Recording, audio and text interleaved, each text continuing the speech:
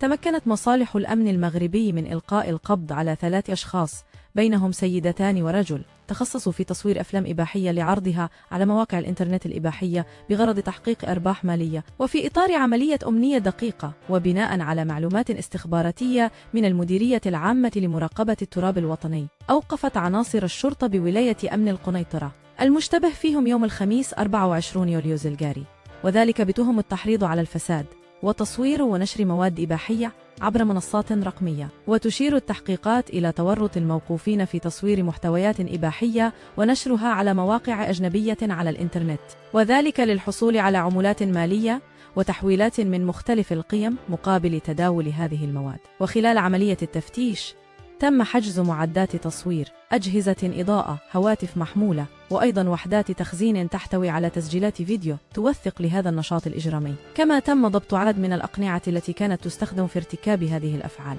وقد تم الاحتفاظ بالمشتبه فيهم تحت الحراسة النظرية في إطار البحث القضائي الذي يتم تحت إشراف النيابة العامة بهدف الكشف عن تفاصيل الجريمة وكل الملابسات المتعلقة بها.